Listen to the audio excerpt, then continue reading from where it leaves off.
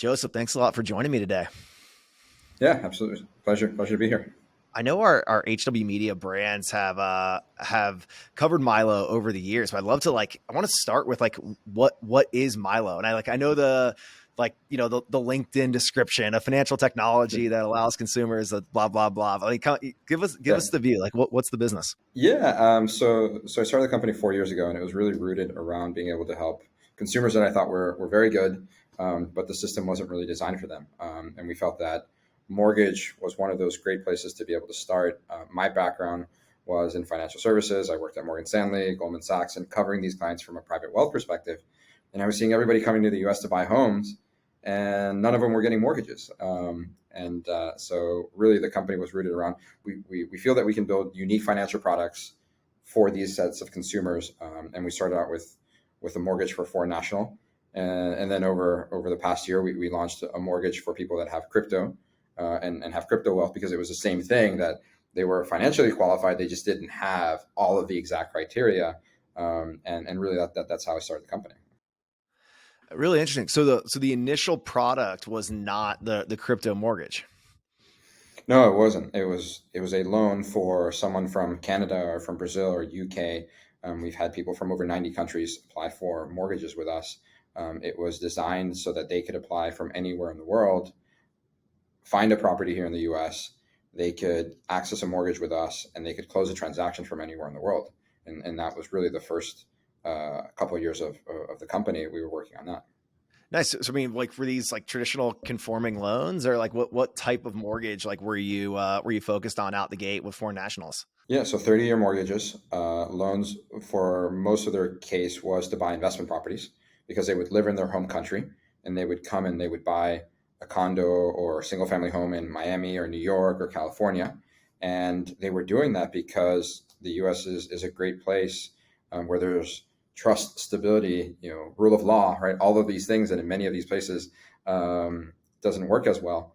So they had amassed a certain amount of wealth, and they wanted to really invest in the US or send their kids to school in the US. And this was really sort of that first way that they would start to interact here and invest in the US. Did you get it? Was your experience in private wealth management kind of your exposure to this category of foreign national who desired to own real estate in the States? Absolutely. I mean, that was the whole thing, is that I had been working with them for over 10 years and seeing this, and it kept coming up over and over and over again. And it blew my mind that the desire for someone to basically buy a property in the US was so strong that they didn't necessarily say, all right, if I can't get a mortgage, I won't do this. They were coming in here, and about 65% of the time, they were buying these properties without a loan. And, uh, and if you compare that to the US market, 90% of people get mortgages in the US. So here you have a consumer from Brazil that's buying a property in Miami and says, well, if I can't get a mortgage, it doesn't really matter. I need to do this. And this is such a strong financial decision for me to make, that I'm going to do this. So I had seen that over and over and over again. And really, the firms that I worked at were the ones that already had a relationship with them. So we really should have been doing it well, and we weren't. So that was really the aha moment that I think we could do something special here. I know for clients in the States, like Morgan Stanley has a mortgage division, and there's liquidity access lines through all the big private wealth managers for folks with significant assets. Were foreign nationals not being served by those product categories, or was there another reason that the bigger US or global private wealth management firms were unable or unwilling or unlikely to serve the foreign national clientele from a housing finance perspective? Yeah. Yeah. So at Morgan Stanley, I sat on the international client division, right? So I Okay. worked with those clients. So all those things that you described, I'm very familiar with. And it really came down to that mortgage. If you had a very large account at Morgan Stanley, yes, absolutely, we'll give you a mortgage, right? We'll find a way of solving this problem for you. But let's say you had $1 million account or 500,000, and then you had a bunch of other relationships, and the majority of your wealth was maybe in your account back home. Then there really wasn't that strong of a desire to really give you that unique mortgage product. Whereas a U.S. consumer, the big player is really Fannie and Freddie, right? The agencies, with mortgages really being subsidized. And so whether if you're a customer from the US and you've got a good FICO score, you've got a good job, right? You can go to a number of people and they're gonna get you that agency loan. But if you're a foreign national and you don't have income here in the US, if you don't have tax returns, now all of a sudden it really becomes a very bespoke mortgage. And it becomes a question of who wants to hold that mortgage. And does Morgan Stanley want to have that mortgage on their balance sheet? Most of the time, the answer was no. But if the client was big enough, then the answer is yes, because it's a relationship decision, not necessarily here. I love doing mortgages for international clients, right? Yeah, that's really interesting. So there's kind of a level of wealth and a level of wealth with the institution that serves as the kind of the defining point whether housing finance is a product that's available. So you left big bank land, left private wealth management land, launched Milo. Do you have co-founders? Like, what was the founding story? Like, what did the early days look like? Yeah, I mean, honestly, I spent the first 6, 7 months. I was still at Morgan Stanley trying to convince myself not to do this, Yeah. and then I ran out of no's, and saw that there's just a need for this, and I was seeing it from clients that I worked with, and talking to other advisors, and they were saying the same thing. Hey, yeah, if you do this, one, will support you. Two, I think this is something really interesting here. And at the time, my background had been primarily just in financial services.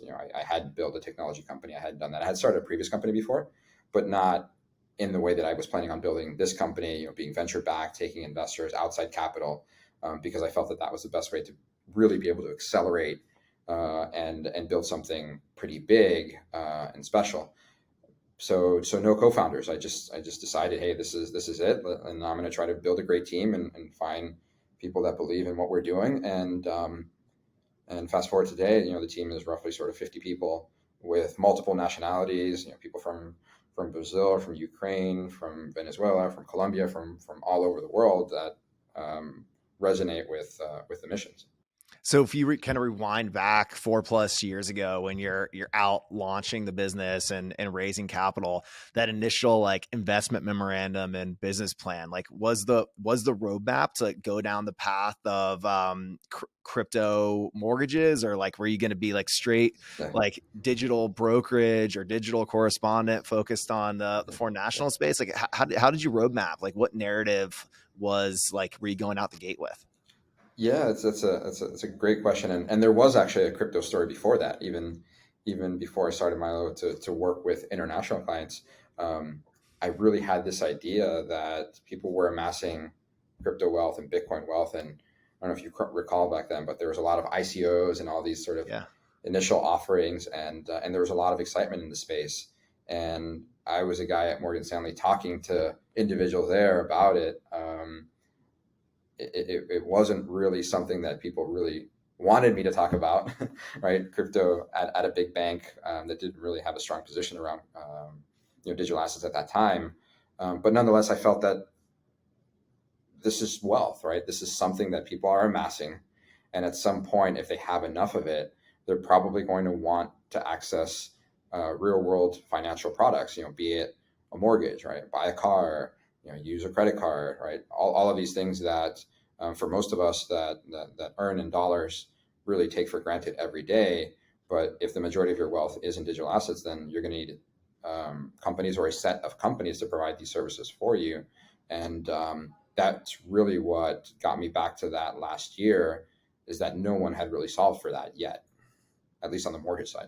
So, Joseph, the movement in the crypto markets has been notable over the last few years, and like I mean, even since your initial thesis was coming together in 2017, we've seen massive run ups and market come down and run up again, and now we're at a place where the crypto market has had some major scares. We're recording this kind of on the back end of the unwinding of FTX, which will likely take years, and the BlockFi announcement this week of their bankruptcy, and like I think we have to like address the elephant in the room. Like, how do these failures in the market impact like consumer willingness to like stay involved in crypto, and then like business willingness to like say like, hey, this crypto backed mortgage is still like a thesis we're betting on, and the adoption is going to be there despite these headlines. Yeah, yeah, great question. I mean, it's one that obviously as a company, right, we're living Yeah. through. Um, I think that sometimes people forget that these companies that have experienced some of this turmoil, and obviously consumers that have been obviously along for the ride. I want to believe that many of them did not launch these businesses with that intent or that final result. I think that everybody starts a company with the best of intentions, and for a lot of them, I think the businesses grew very, very rapidly, and quite frankly, maybe grew too fast, which caused them to not be in a position to be able to manage a business growing at that clip. And certain things happened, and obviously, the end result is regrettable in all circumstances. One thing, though, that I've realized is that there's been a tremendous amount of resilience within the ecosystem. And the customers that we've been working with, they're not the individuals who bought Bitcoin 6 months ago.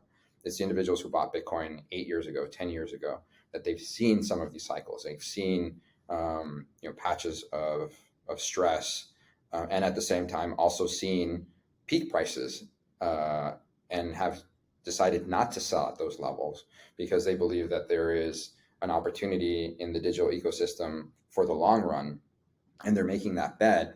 And a product like ours helps them really fulfill that, and that they can buy a house, not have to sell their Bitcoin, and really be able to do both things at the same time.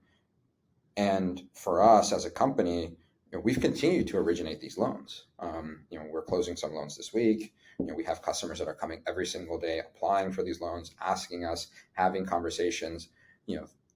How are you guys doing? How are your assets? How many margin calls have you had? Like all of these things that I think people really want to know. And I think that for us as a company, we've thought a lot about that, is that our business is very simple. We have a customer that needs a loan. They want to buy a house. They have these assets. We consider those assets for the qualification of the loan. Those digital assets are going to sit there. If the person makes their payments and decides to repay the loan, your assets go back to them. In the event that they can't make payments, we can sell some of the assets to make those mortgage payments, and that's it. We don't lend out their assets. We don't basically, interact with some of these players. We have a very fundamental different business model, where some of these other companies, I think they really had many, many different business lines and divisions, that really has them operating very, very differently. And I think that the lending side isn't what got them in trouble. It was what they were doing with customers' assets that got them in trouble.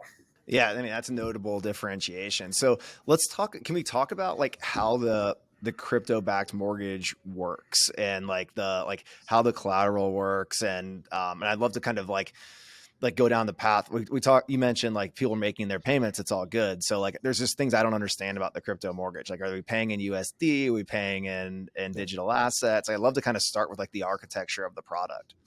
Yeah. Yeah. So in a very sort of, rough example, someone wants to buy $1 million home.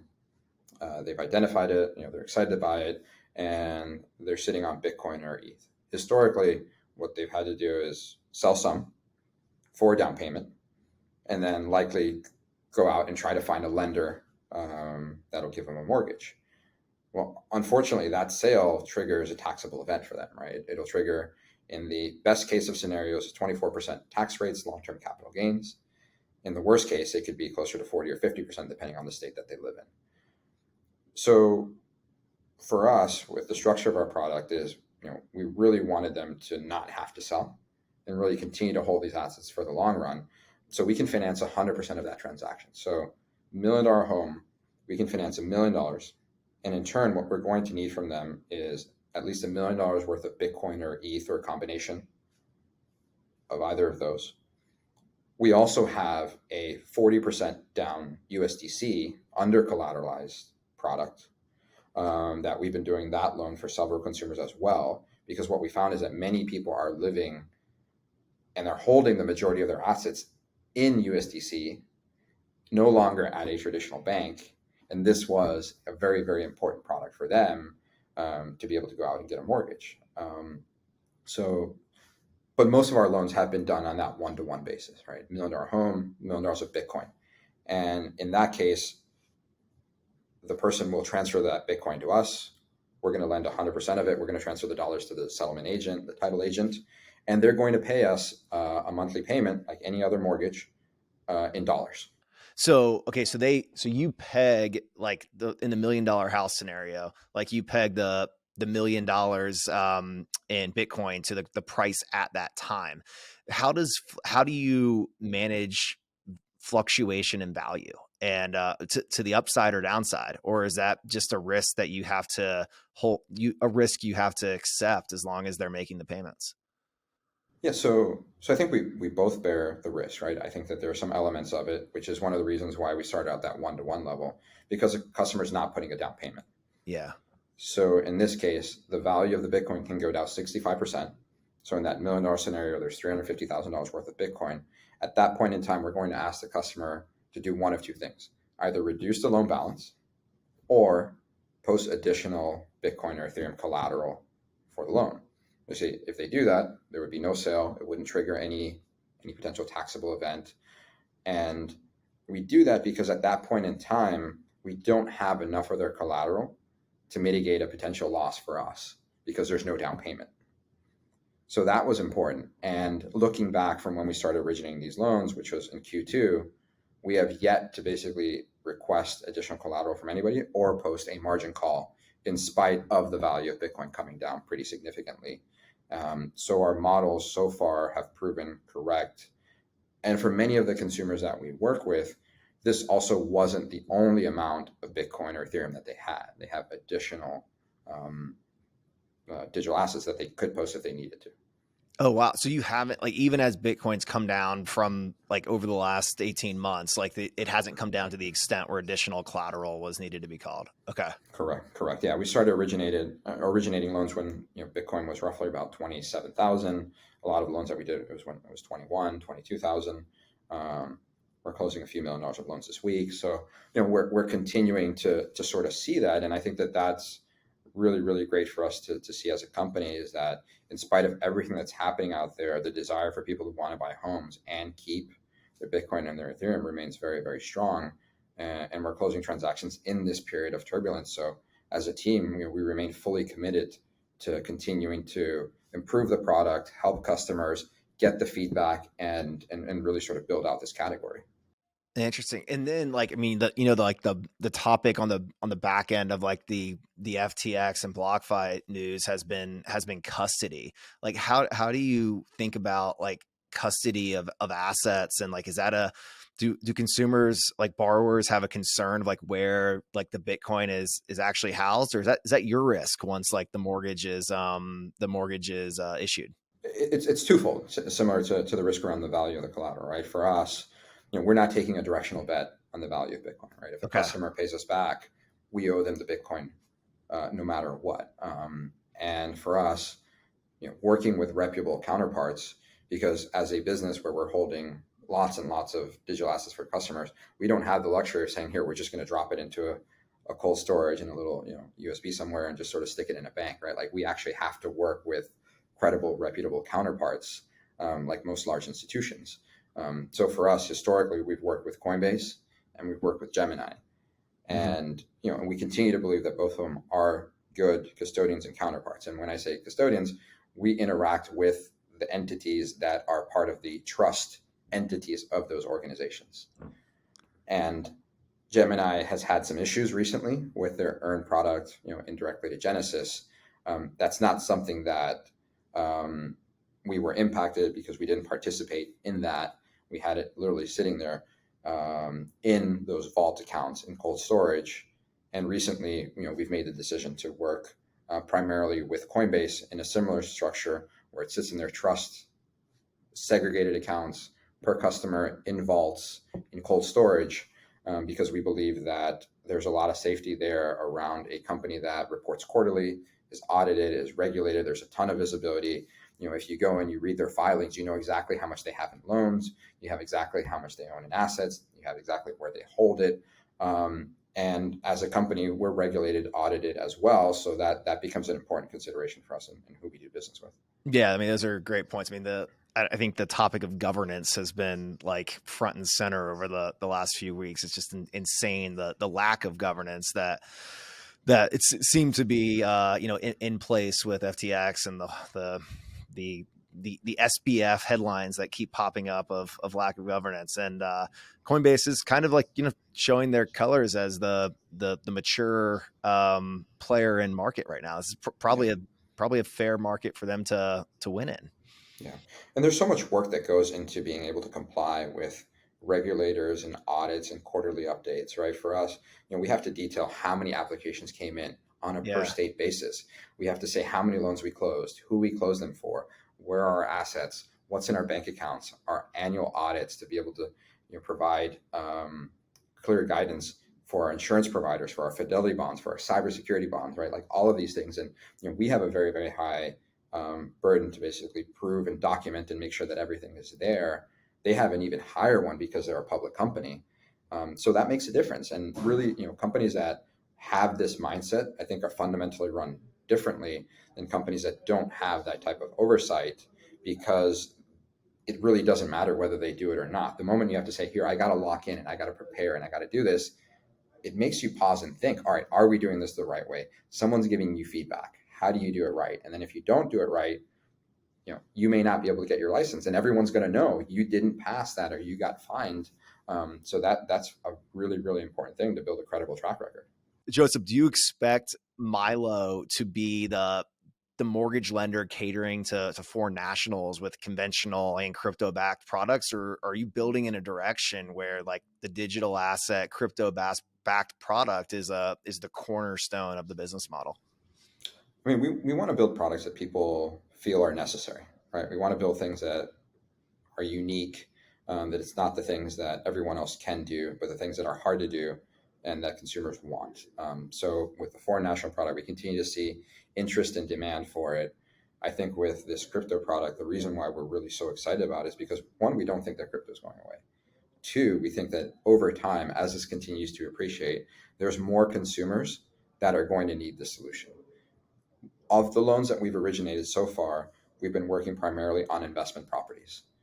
We're working on a primary home solution, which is hopefully coming out in the not too distant future, where we think that that is going to really open this up for many, many individuals to continue to hold Bitcoin and Ethereum for the long run, and are going to need a product like this. So I think we're going to continue to go down this path. I think as a company, wherever we see there's an opportunity, whether it's a crypto mortgage, whether it's a loan for a foreign national, whether it's just standalone crypto loan or some of these other products that people want, I think that that's where we'll try to make a difference.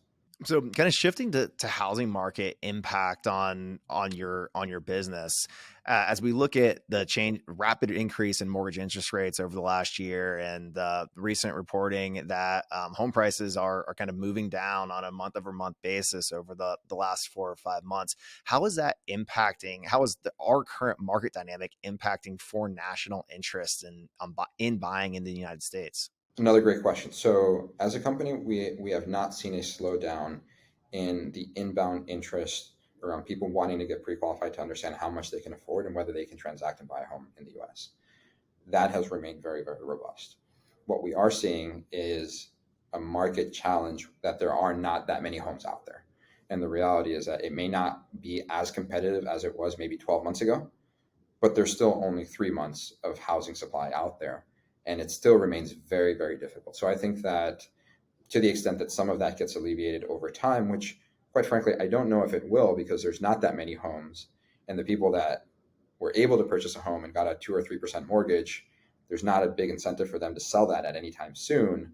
I think it remains challenging, but we are having lots of conversations with people that if the right home came across and on the market, then they would definitely transact, whether it's a foreign national or whether it's someone that has crypto. Like putting back on your private wealth management hat, like, do you see foreign nationals showing increased interest in real estate in the US if the value is better? So if we actually do see home prices come down, isn't this the environment where we start to see foreign investment pick up? It is. It definitely is. And I think that there's a lot of geopolitical risk that's happening around the world, in Latin America, that is really prompting people to look. They're doing their homework right now, and they're really going to see if there's something that's interesting that comes on the market. This is why I think that we're not going to see this massive decline in housing prices. I think you're going to see certain markets. I think there are certain markets that prices have accelerated, and someone bought a home for 2 million 12 months ago, and now they're trying to sell it for 5. I think they're going to have to lower the price a bit, right? Because everybody can see that. But I do expect, and I do see them looking, right? They're reaching out. Again, we sometimes forget how amazing the U.S. is as a country. The stability. If you buy something, it is yours. There's no one that's going to come and take it away from you.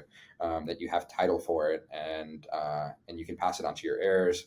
It can appreciate over time. You can rent it out. You can live in it. You can do so many things with that real estate. And for many people, it's been that generational wealth creation for them and their families.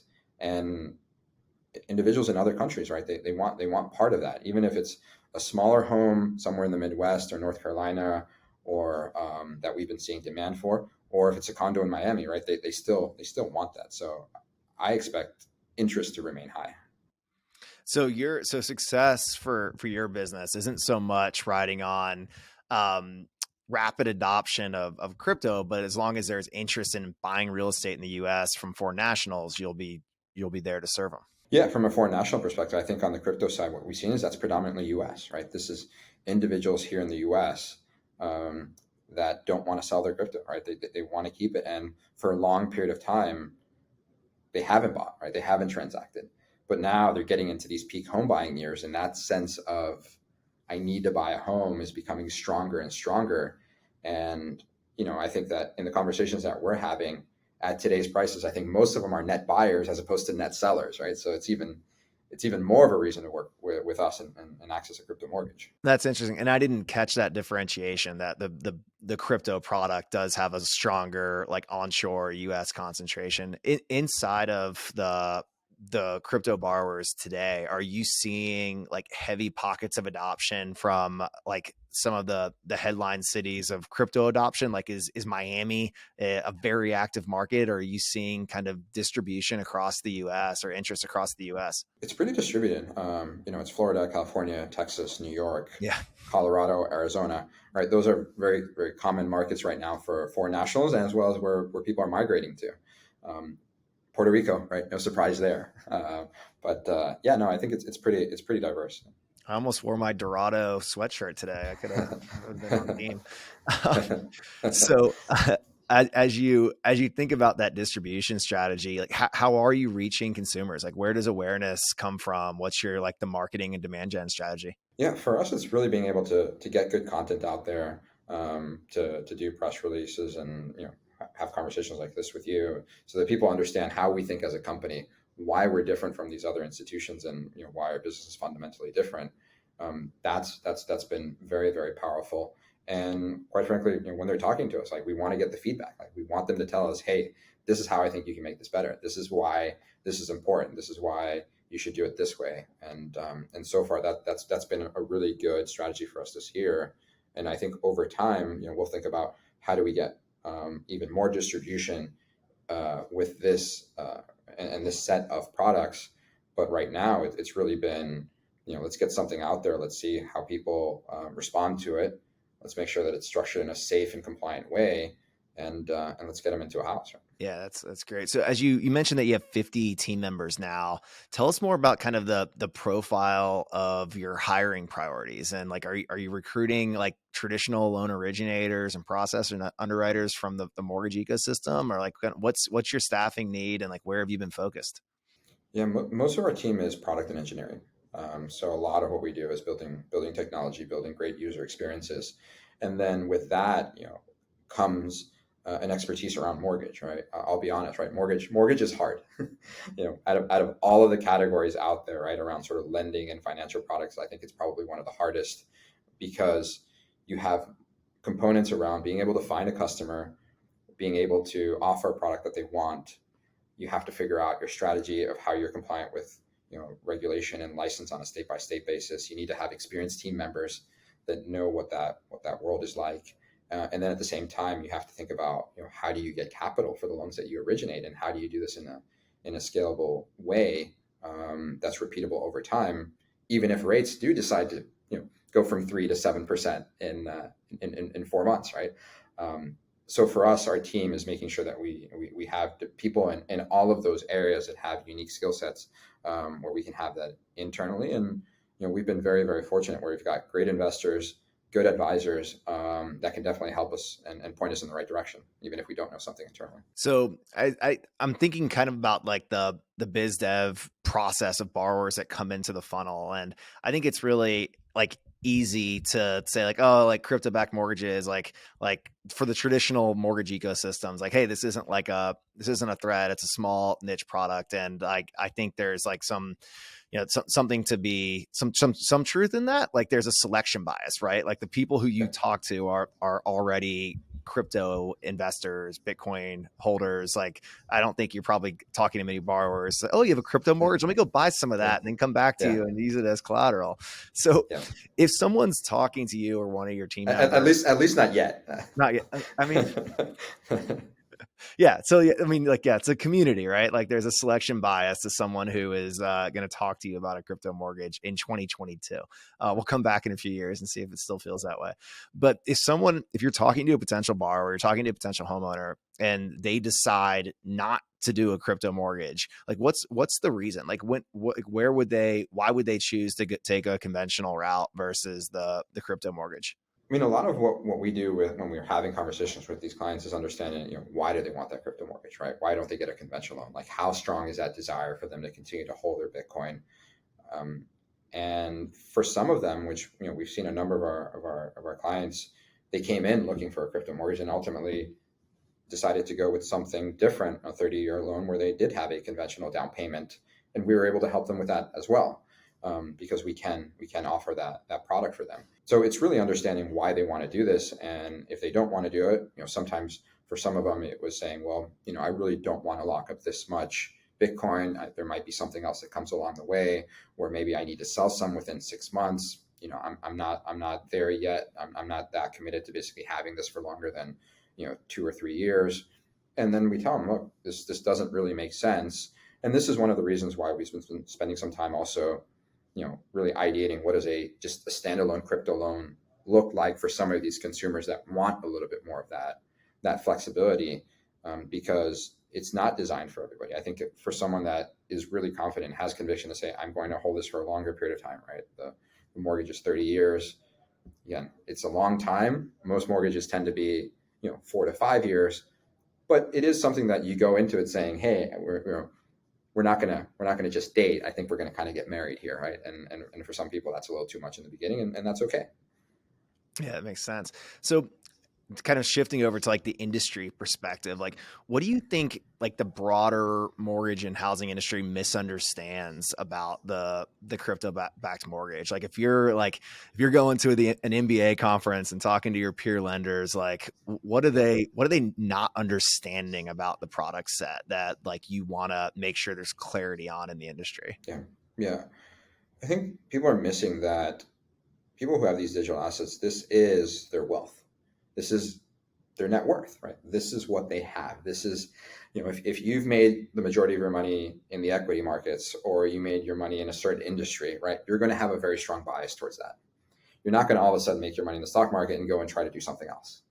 And the individuals that have amassed this wealth, they've done it over longer periods of time. I think that it's not the 22-year-old that I think is very sort of stereotyped of what is the average crypto consumer. It's actually a consumer that skews a little bit older, because the individuals that were able to amass more crypto wealth and digital wealth and Bitcoin wealth, they had a little bit of money 10 years ago. And that little bit of money has turned into a pretty sizable net worth. And for them, it's really counter for them to say, all right, I need to do this to go and do something else with it. And I think there's a very, very strong sort of taboo around, all right, Bitcoin, crypto, and what it does. And we look at it from a very basic thing. Someone has this wealth. We think there's value in that. And if it can help us underwrite the transaction and underwrite this consumer in a very, very sound way, then we want to do that. And we want to basically structure this loan. And I think that the other thing that gets missed is maybe this isn't a product that every single mortgage broker or loan originator out there ultimately is able to offer, because there is a very strong trust factor between this client and who they're choosing to transfer their digital wealth to. And is that company sound? Do they have good processes in place? Who are their counterparts? Do they run a real credible company? And maybe that's not something, because it's a different mortgage transaction. You get a mortgage transaction from someone. If they don't give you a mortgage, you put a bad review out there and that's it. With this, right, it's sort of a two-way street, right? We have a real relationship with the consumer. And I think that's very different. A relationship that has to sustain too, because if there is a massive move in prices and there is a margin call on the consumer, like that's a door you need open. So you can't really like self-servicing, right? You have to hold the loan and like Yep. be the servicer for the full relationship. Correct. And we've had a number of them that have come back for more loans, right? Multiple loans already, and buying more property and seeing this as a way to really build up their real estate portfolio. So yeah, and that's why we take all of this incredibly seriously, because we understand this isn't just a regular mortgagee relationship. Yeah, interesting. So what do mortgage? I should have asked this earlier, but what do rates look like? Like how are you like what's the revenue model for your business and how are you charging borrowers? Yeah, so for us, every loan that we originate, right, we own it ourselves. It's our asset. We work with different institutional counterparts, but for us, right, our loans are really something in line between what is a conventional loan and something that looks a little bit more as a non-conforming, different income underwrite, and it's really somewhere in the middle. So right now, our loan rates tend to be sort of in the eights and nines, so it's a little bit higher than the 7%, but it's lower than a 10 or 11 for some of these other sort of more bespoke type of mortgage products. Yes, I mean you're pricing kind of in like the non-QM like box, like the same kind of Yep. pricing that you'd expect Yeah, like the self-employed or like credit blemished yeah, borrower to pay in a non-conforming yeah, product. yeah, and it's a little lower than that. But yeah, ultimately we're sort of in that camp, and that's primarily driven because this isn't a loan that can go to Fannie and Freddie, right? It's not that type of product. I think that if we're successful, maybe we we we have them take a hard look at this. That this could be an interesting category for them, but at least not yet. So I think that over time, you know, the idea is to try to get closer to that in a meaningful way. Yeah, I mean like you have a higher cost of capital for your business, so like you can't lend at Correct. Fannie and Freddie levels. Yeah, when we launched the product earlier in the year, right, we were doing loans at 3 and 4 and 5%. Right now, everything's moved up pretty significantly, and we're subject to those moves, unfortunately. And a lot of the things that we're thinking about is that rates have moved at a very very elevated and sort of quick pace. We think that a lot of the customers that get loans with us today, right, I think that in the not too distant future, they'll refi, right, and they'll get an even better loan at that point in time. But if they really want to buy today, right, there's an option, and I think that that's what we want to give them is the possibility and the understanding that they actually can do this, right, and they don't have to wait or not do it. Would you consider or like is it in the plan to partner with like larger distributed retail lenders for distribution of the crypto product as like kind of a broker or correspondent, or is the vision stay D2C and work directly with the borrowers that know you? Yeah, no, absolutely. I mean, I think that for us, we believe that this can become a pretty big category, right? So I think that that's something that definitely we're thinking through. Who are those other companies? Who aligns with our vision? That understands and sort of how we think about a client and the relationship. And if we can find groups that believe in that, then yeah, definitely we want to work with them, because we understand we can't do this by ourselves, right? We're one company. In order for this to get a lot bigger, there needs to be lots of people that are doing this. And even if we have to compete, but that's a good thing, because I think ultimately the net beneficiary is the customer when a lot of innovations happen. Yeah, that's really interesting. Well, Joseph, thank you for diving into the business. I know this is a tumultuous time in the housing market, and like you're operating at the intersection of housing and crypto. So like I don't envy probably a few sleepless nights you've had this year. But I do think the innovation is very interesting, and I certainly am coming out of this conversation with a better understanding of the segment that you serve. Yeah, thank you for having me on. I think that I'm more excited about the business today than I ever have been, and I think it's really rooted because a lot of times when you launch a new product, everyone always focuses on the downside and the stress and what can go wrong. And I think that on the other side, we're showing, hey, these are the things that can go wrong. There is a really sound product here. Consumers really want this, and I think that when things definitely normalize, and undoubtedly they will, I think that we'll be one of those companies that can help lots of people. All right, looking forward to following the path. Have a good one.